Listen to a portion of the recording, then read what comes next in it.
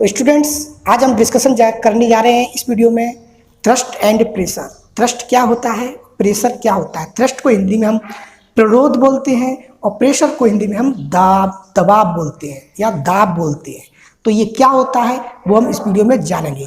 इससे पहले जो हम वीडियो अपलोड कर चुके हैं उस पर हमने सीखा कि ग्रेविटेशनल फोर्स क्या होता है, ग्रेविटी क्या होती है, जी और कैपिटल जी में क्या डिफरेंस रहता है, क्या रिलेशनशिप रहता है, और मास और वेट क्या होता है। तो दोस्तों, अब हम इस वीडियो में बात करेंगे कि थ्रस्ट एंड प्रेशर, प्रतिरोध और दाब क्या होता है।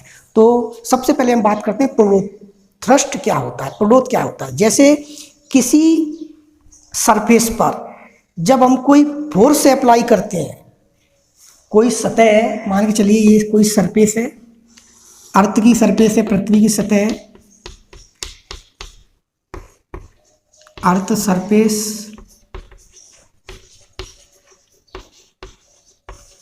और इस पे हमने कोई फोर्स अप्लाई किया,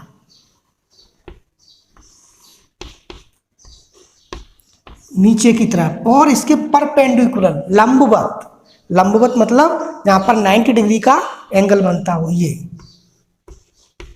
तो ये अर्थ है, पृथ्वी है, पृथ्वी की सतह पे है।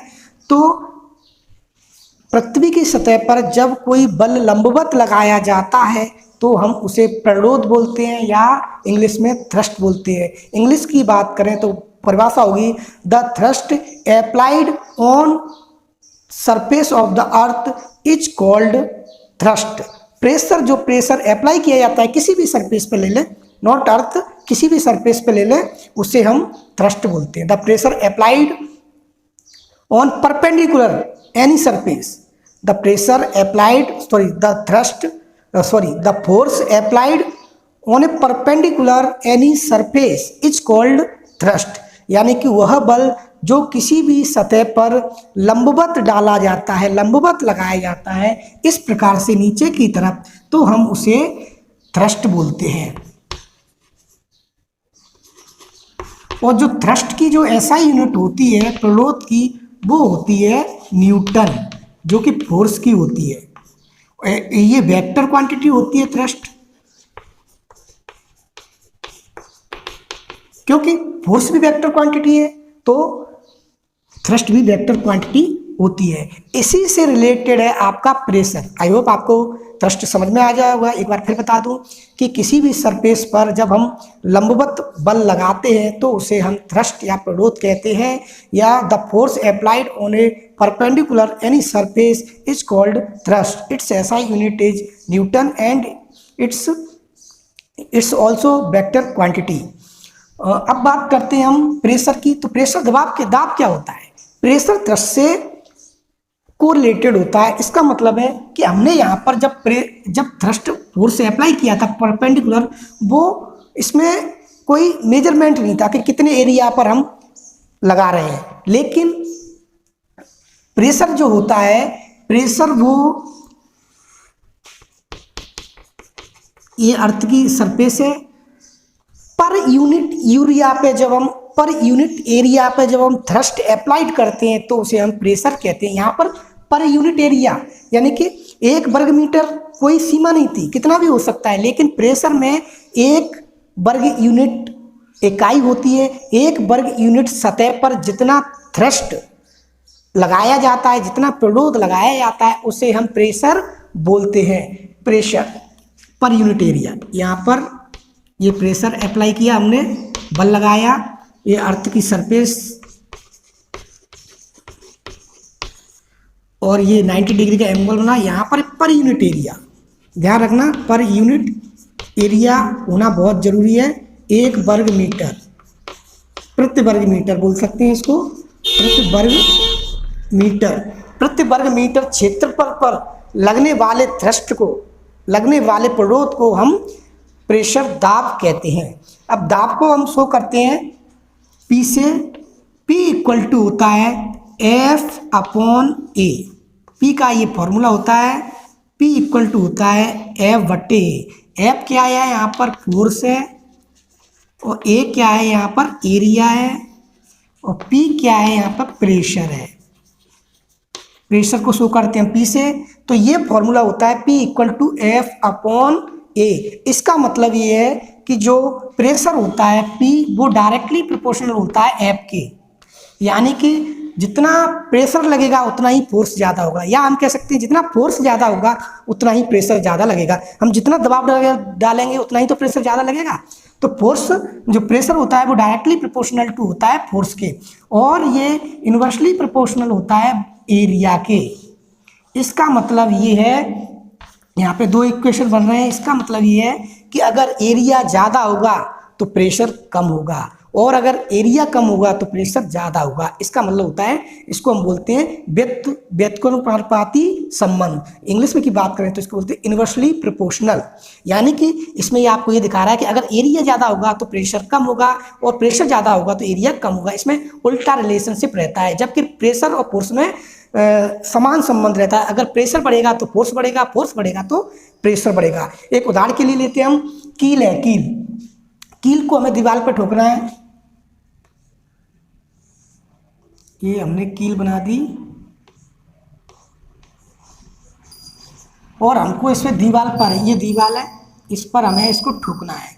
तो हम इस पर प्रेशर डालेंगे। तो यहाँ पे आपको देखिए ध्यान से कि ये जो नुकीला सिरा है, नुकीला, यानी कि इसका जो एरिया है, क्षेत्रफल है, वो बहुत कम है, तो इस पर प्रेशर ज़्यादा लगेगा। यहाँ पे आप देख लीजिए, एरिया अगर कम होगा तो प्रेशर ज़्यादा लगेगा। तो जब हम इस पर फोर्स डालेंगे, इसका हथौड़े से लगाएंगे इस पर हथौड़ा, तो ये अंदर चली जाएगी। और अगर हम इसको ऐसे ले लें, ऐसे, ये हमने मोटे सिरे वाली कील ले लें, तो इस पर जब हम प्रेशर डालेंगे तो इस पर हमें प्रेशर ज़्यादा डालना पड़ेगा। ये अंदर बहुत मुश्किल से जाएगी, बहुत ज़्यादा प्रेशर लगाना पड़ेगा इस पर, तब ये जाएगी अंदर। तो कहने का मतलब ये है कि यहाँ पे एरिया ज़्यादा हो गया, क्षेत्रफल ज़्यादा है। यहाँ पर क्षेत्रफल यानी कि एरिया ज़्यादा है, यहाँ पर एरिया कम है, तो ये आसानी से घुस जाएगी इस दीवार के अंदर। ये बहुत ही मुश्किल से घुसेगी, बहुत ज़्यादा प्रेशर अप्लाई करना पड़ेगा, इस पर प्रेशर लगाना पड़ेगा, तब ये इसके अंदर जाएगी। तो दोस्तों आपको प्रेशर समझ में आया कि प्रेशर, हाँ, प्रेशर की एसआई यूनिट देख लीजिए। प्रेशर की एसआई यूनिट क्या होती है? प्रेशर की जो एसआई यूनिट होती है वो होती है pascal. SI unit of pressure equal to pascal. Pascal एक साइंटिस्ट का नाम था, उन्हीं के नाम पर इसको रखा गया, इसकी एसआई यूनिट को पास्कल। या इस फॉर्मूले से निकालें इसकी यूनिट को, तो फॉर्मूले से निकाल लेंगे P equal to F upon ए।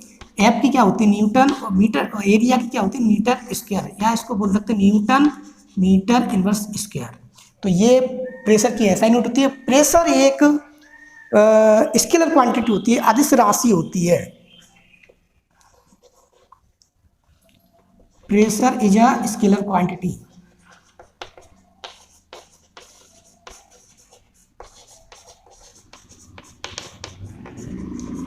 अदिश राशि होती है प्रेशर, ध्यान रखना। दबाव जो होती है वो अदिश राशि होती है, स्केलर क्वांटिटी होती है, और इसकी एसआई यूनिट होती है वो पास्कल हो सकती है, या हम इसको इस प्रकार भी लिख सकते हैं।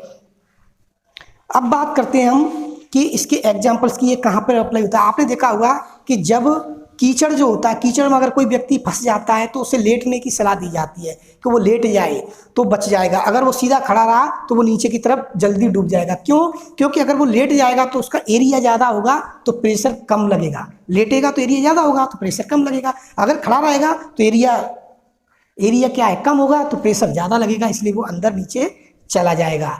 तो दोस्तों ये आपको अच्छे से समझ में आ गया होगा। तो प्रेशर और थ्रस्ट और प्रेशर में हमने आपको बताया कि अगर एरिया ज़्यादा होगा तो प्रेशर कम होगा, और अगर एरिया कम होगा तो प्रेशर ज़्यादा लगेगा। जैसे इस कील के माध्यम से हमने बताया, अगर नुकीली कील क्यों बनाई जाती है? क्योंकि एरिया उनका कम होता है तो प्रेशर ज़्यादा लगेगा, इसलिए वो दीवार में आसानी से धंस जाती है। अगर एरिया अपन ज़्यादा बना देंगे, इस प्रकार बना देंगे, तो आसानी से वो नहीं धंसेंगे, उसके लिए बहुत ज़्यादा प्रेशर लगाना पड़ेगा। दूसरा, आप कई उदाहरण देख सकते हो, जैसे कि मैंने आपको बताया कीचड़ में अगर कोई व्यक्ति फंस जाता है तो उसे लेटने की सलाह दी जाती है। क्यों दी जाती है? क्योंकि अगर वो लेट जाएगा तो एरिया ज़्यादा हो जाएगा, प्रेशर कम लगेगा। अगर नहीं लेटेगा, वो खड़ा रहेगा, तो एरिया कम होगा, प्रेशर ज़्यादा लगेगा, इसलिए वो अंदर चला जाएगा। अब हमने इस वीडियो में सीखा कि थ्रस्ट क्या होता है, प्रेशर क्या होता है, प्रेशर की एसआई यूनिट क्या होती है, थ्रस्ट की एसआई यूनिट क्या होती है। तो दोस्तों थ्रस्ट क्या होता है कि the force applied on A perpendicular in its surface is called thrust. Thrust SI unit is Newton, जो कि फोर्स की होती है। और प्रेशर क्या होता है, पर यूनिट एरिया में जो थ्रस्ट लगता है उसे हम प्रेशर बोलते हैं। The per unit area pressure is the thrust, इसको इस प्रकार डिफाइन कर सकते हैं कि पर यूनिट एरिया में जो थ्रस्ट अप्लाइड किया जाता है उसे हम प्रेशर बोलते हैं। प्रेशर की एसआई यूनिट पास्कल होती है। ये इसका फॉर्मूला होता है P equal to F upon A. P directly proportional होती है फोर्स के और P इनवर्सली प्रोपोर्शनल होती है ए के, यानी कि P समानुपाती होती है बल के। जितना बल होगा उतना ही प्रेशर ज़्यादा लगेगा। P व्युत्क्रमानुपाती होती है एरिया के, यानी कि क्षेत्रफल के। अगर क्षेत्रफल ज़्यादा होगा तो प्रेशर कम लगेगा, दाब कम लगेगा। क्षेत्रफल ज़्यादा होगा क्षेत्रफल कम होगा तो प्रेशर ज़्यादा लगेगा। तो दोस्तों आई होप आपको समझ में आ गया होगा। अगले वीडियो में फिर मिलेंगे एक और टॉपिक के साथ। तब तक के लिए जय हिंद।